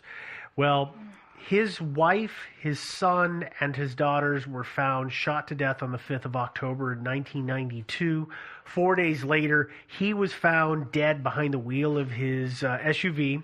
He died of cyanide poisoning. Yeah, that's not suspicious at all. No, it's obvious. Murder-suicide. Okay, so, No. Yeah.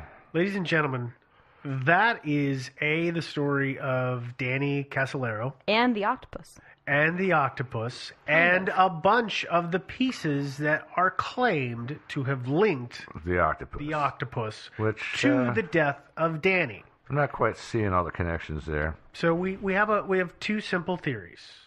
And our theories are only focused on Casolaro. We're his not going to death. go into the octopus because that I think we've done enough of. We're going to just talk about the two theories, which is either A, he did kill himself, or B, he did not, which means somebody else did. Right. Yeah. Well, the first thing that people will turn to in the theory that he killed himself, that he committed suicide, is that he had money problems.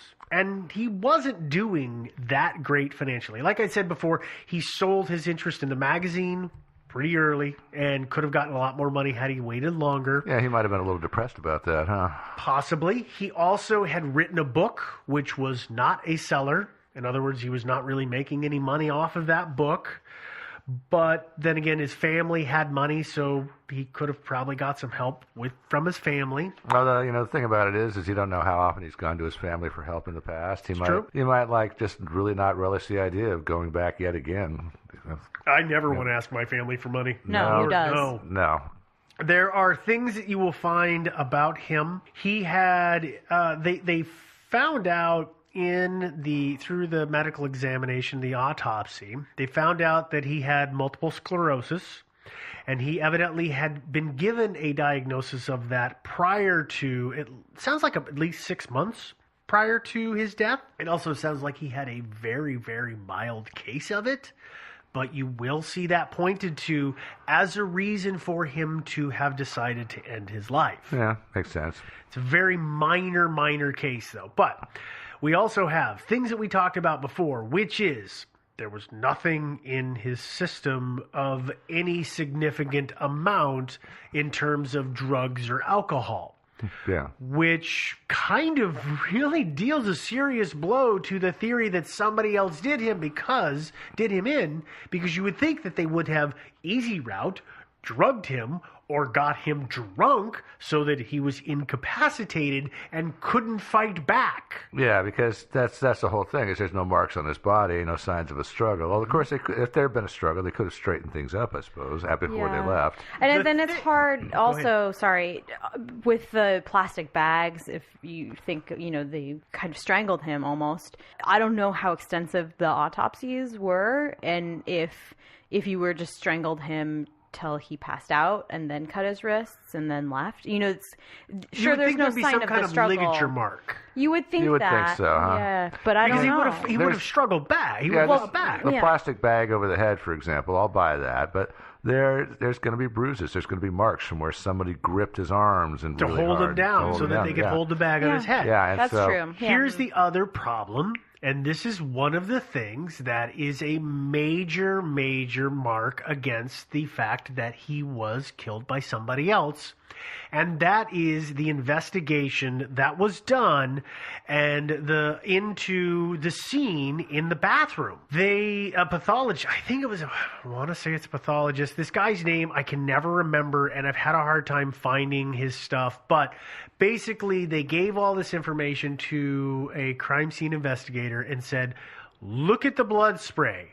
Look at where everything is. And this guy went through and he said, oh, yeah, it's pretty obvious that nobody else was there because there was no void. Exactly. There was no void. Shadows, yeah. No shadows in the blood spatter, which means nobody was standing there to catch that spraying liquid. Right. Yeah. Now, the weird thing about that guy is that he worked for the Octopus. No, sorry. Absolutely. There is some point in the scene, I think it's the towels on the floor, that was not initially given to him and in all of the description of the scene that he got. And it's the weirdest thing is that as soon as he found out about the towels, he retracted the whole thing. I didn't have all the information. That can't be a correct... I can't stand behind what I said because I can't say that it's right because it's just... How exactly did the towels negate his observation that there were no shadows? I don't friggin' know. Yeah. I don't get it. Well, okay, in fairness, right? And maybe it's from a professional stance. I don't want to make this claim without all the information. Yeah. But I guess it's, again, there aren't really crime scene photos. I haven't gone out to see. But it seems reasonable that there would be a place that one could stand that wouldn't create a shadow, that would just be blood-free. It's not like it's a 360... You would have to be in the tub under the water. Yeah, because he's talking like blood spatter, not just on the walls, but on the floor too, right? Yes. Right. Yeah. But so Everywhere. I would guess that the towels had something to do with where the blood would have reasonably flowed and how saturated the towels would have been. I really. That would be my guess if I had to guess why he would retract that. But the other hand is maybe he just, on a professional courtesy, was like, oh, I didn't actually have all the information. I'm not comfortable doing this anymore. And the towels are a weird thing. They're weird.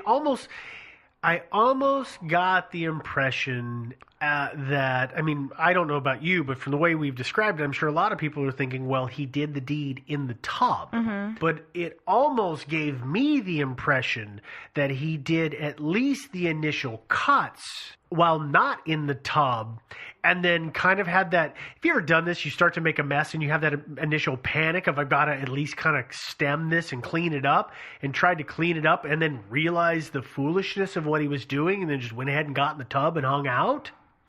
Like he might have been out of the bath, standing somewhere in the bathroom when he did at least one or two of the initial the number cuts. one It's most just strange. standard thing that you hear in conjunction with suicides is people instantly regretting it and trying to remedy it. Mm-hmm. Right? So maybe he was trying to apply pressure And then you the realize towels. it was too late. Yeah, or that's entirely something. possible. Yeah. But the other thing that I keep questioning is, like, realistically, how much spray are you gonna get with cutting your wrists?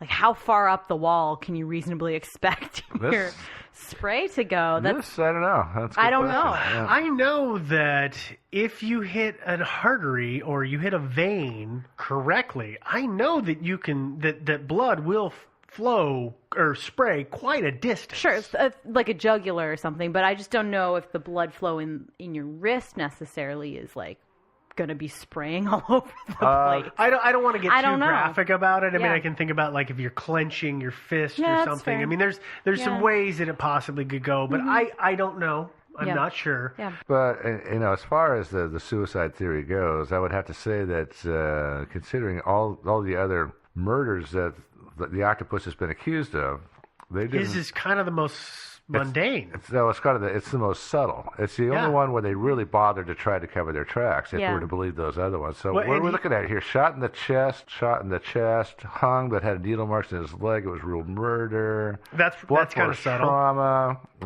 shot, tied up in a fetal position. Family It all is. shot to It death. looks the most mean, like come an on. actual suicide. Yeah, and why And- did they and take so here's- much trouble for Danny Casolaro? Here's the other thing that leans toward the fact that he probably did commit suicide. For this theory, if when we're in this theory, is that Mike Looney, he was in the room adjacent on one side, and there was a family in the room on the other side of him. Mm-hmm. Nobody reported any noise. Uh-huh. There was struggle. no. I mean, after the fact, when investigators came to him, nobody's like, oh, it was weird. It sounded like somebody fell out of the bathroom or something. Like none of that. Nothing. Now, the family was probably like a family of octopus assassins, just mom, dad, male, female, and then a dwarf assassin masquerading as a child. Little small, Yeah. small octopus. Yes. Yeah. Let's move on to the other side of the theory, which is that the octopus killed Danny. Okay. Well, we talked about the money problems thing, and again, it seems a little weird that his family could have helped him out, but we've talked about this. We talked about this earlier, is that the cuts in his wrist were so deep that it doesn't seem like somebody could have continued on after one or two of them unaided. Yeah. That does give people the idea that he did it himself, or that he couldn't have done it himself, excuse me. I have, and I don't mean to sound like an a-hole here, but I do have a problem with the note that he left. Yeah. It's only 5 lines long. Yeah. And it's kind of written in a prose style, the way it's broken up. But if you read any of his writing, It's not that way. it's not. The guy, personally, I think he took way too many words to make a point. So I really feel like he would have written much more about why he was doing what he was doing. But of course, at the same time, if he was actually suicidal, he was not in a normal state of mind. Exactly. That's very true. Yeah. The other thing that is weird about his suicide note is that he makes a very direct reference to God. Mm-hmm. Casolaro was Roman Catholic, but he wasn't really religious. Wasn't a big deal in a lot in his life, and a lot of the people that knew him didn't understand why he would make a reference to God in his suicide note, that God is going to let him in, because he, for all intents and purposes, operated without a care towards that. What do you know if his family was particularly religious? It sounds like some of them were and some of them weren't. And What about his son? He had drifted, and I don't know about his son, to be honest. Again, he his called him his out. son is one of the hardest ones to find anything on. Yeah. I mean, not that I tried to pursue that, but I never really saw a lot about his son. Yeah. So I think the explanation for the God thing is that obviously, if you kill yourself, you're a Catholic and you kill yourself. You're not getting in. Right. Yeah. And so Doors that barred. might have been his way of saying, "Hey, family, don't worry about me. I think God's going to let me in. Yeah, it's going to be okay. It's going to, Yeah. I think that might have been it. I don't know. It's weird. This is another one of those that I'm just kind of 50-50 on. I'm not. Well, He killed himself. Well, I agree with Joe. I sadly think that he killed himself, and for reasons that I don't understand. Yeah, I guess that's for me. It's the big question mark that adds that component of why he was murdered is that, like, I literally cannot find a single thing that makes me think that he was suicidal. That is the problem. But I mean, there's people that kill themselves all the time. And we had no idea that there was anything wrong. And I understand your 50% of thinking that he's murdered, because there is always, especially when we're dealing with a conspiracy like this, there's always that thought that they were good enough, that there was a shadow and they brought a ketchup bottle full of matching blood type and sprayed it on the wall. Let's be fair, it wouldn't have been so hard to get his blood. It was pouring out of him. I mean, we could talk about all of that stuff. There's a lot of ways that it could go, but that is a hell of a reach. Yeah, it is. Yeah, so it's hard. It's a lot of work, I don't know, especially considering that these guys were not very subtle in their other murders. Right. And so they were busy, like, running multinational, laundering schemes. Right. So we're talking only about that suicide, right? We're not talking about if the octopus is real or not. Well, the octopus is a different thing. Okay, I'll be honest with you, and I think Joe is probably going to be on the same page as I am, because I know we've talked about this on this podcast before. Mm-hmm. I think that an organization of the size and complexity that it is purported to be is impossible. Well, it's possible you can't keep it secret. It's possible to have it. Okay, that's a perfect thing to add in, because people are loudmouth idiots, and while they may be able to do something, they would not all of them be able to do it in secret. That's fair. So I personally think that, at least at the scale that it's said to be, the octopus isn't real. Maybe it is a very small little group that has a lot of influences, that does small things, but nowhere near the scale. Interesting. Yeah, and also the interrelation between all these different things is not at all clear to me. Oh, you mean like Princess Di and all of that? Yeah, it's not clear now. I will point the finger right back at Ken Thomas for that. Yeah, I really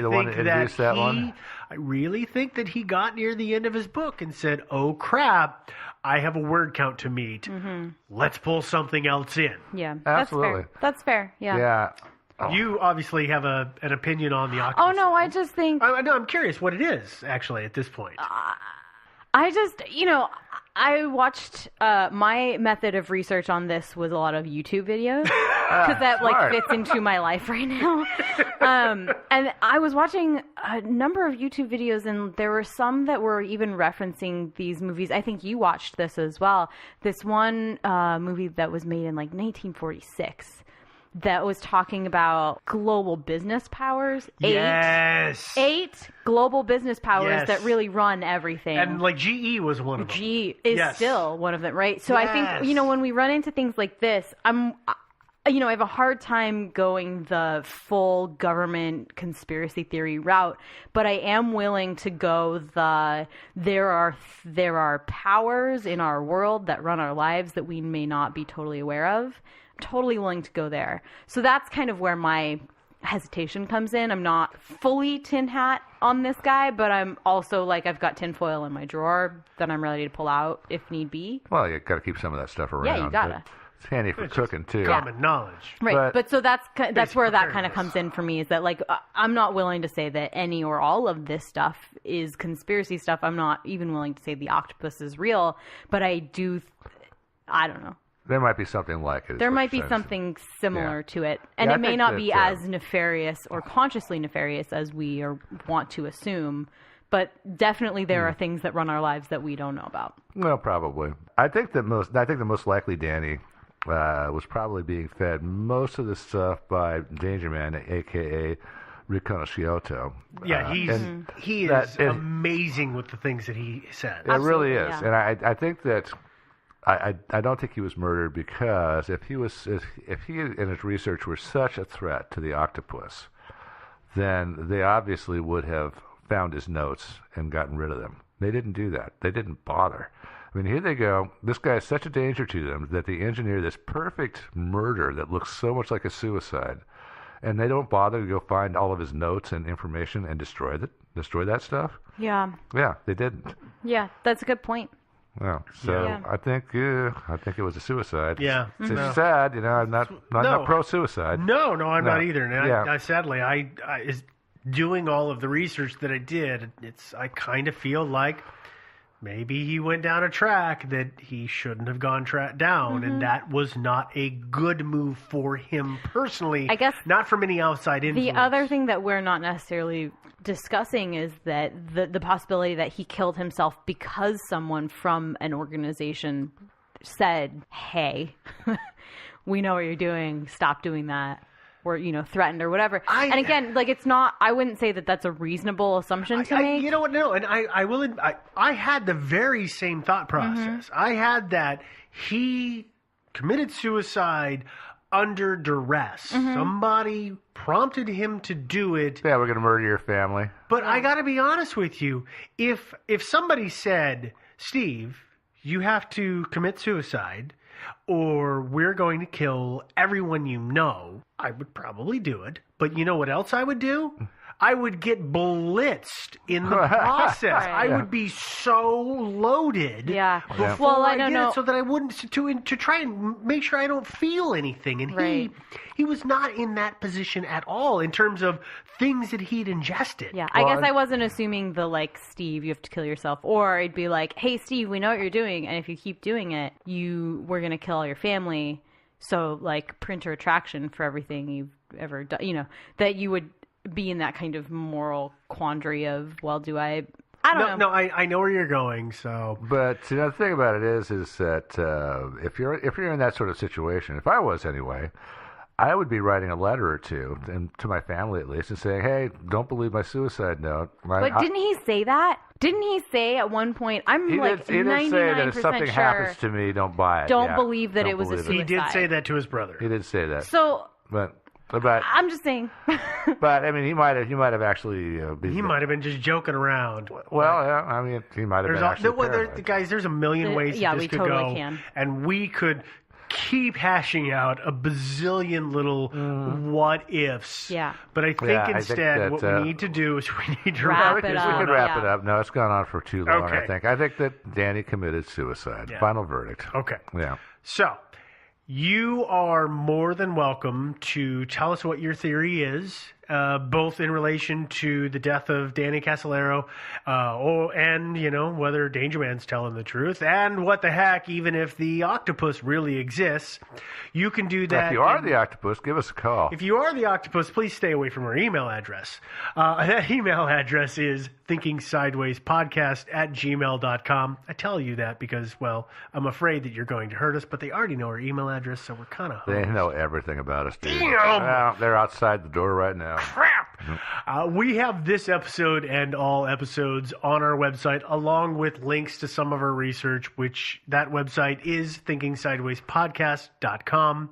We're on social media, so we're on Twitter at Thinking Sideways, or Thinking Sideways without the G. And we're also on Facebook, so you can find us, you can like us, and join the group. Again, don't be sending us friends requests. We want you to go to the group because that's where all the good stuff happens, as well as the regular page. We're on iTunes. I was trying to figure out where else to listen to. We're on iTunes. We're on iTunes, Hope so we you are. can listen to us on iTunes. You can download us on iTunes. If you do, please take the time to leave a comment and a rating. I checked us out the other day, and we just keep moving up into the main banks of the ratings, so it is awesome to see us get that high up there. How are we doing these days? Well, we're doing good. Okay, good. By the time this episode comes out, what I've seen today will be completely different. So, Yeah, good point. We're way up there in there. We are also going to be on just about every streaming service at this point. So, whatever service you prefer to use, you're welcome to look for us. You're probably going to find the feed in there. We have the subreddit, which, Devin, again, what is the subreddit? It's just Thinking Sideways. Okay, thank you. I never can. I don't know. I still know don't why you understand can't. Reddit. Yeah. 2 years later, I still don't get it. Anything find going us. on in the subreddit these days? Just discussions and stuff. Yeah, so there's discussions of episodes and other things, but that is in Reddit. If you're a Reddit user or you would like to be a Reddit user, that's a good place to go. We are also on Patreon, so if you like what we do with the podcast and you enjoy it, and you would like to contribute, you are welcome to do that. Patreon allows you to contribute on a by-episode basis, however much is comfortable for you. It is completely voluntary, and you do not have to do it if you are not in a position to do it. I know a lot of folks, as we've been talking about this, have been hitting the PayPal button. Yeah. You can donate whatever It's you been want as great. a one-time. There's that too. But All of it is awesome. We appreciate it all. Thank you very much. yeah, we do appreciate our people. There are people who pledged, per episode. We, we love you guys. And it's really. fantastic. Thanks. It helps defray the expenses a little It bit. really does. Yeah. Well, that is all that we've got for housekeeping, and that is all that we have on Danny Casolaro and the And Octopus. the octopus. There's more out there. There's much to be said, but I don't think there's any point. Well, there is point, but there's a lot to be said. But I think that we're going to try and keep this as concise as we can, and we're going to go ahead and wrap this up. Yeah. So, thank you everybody for going through what turned out to be much longer of an episode than I expected, and we will talk to you next week. Ta-ta. Hail Hydra.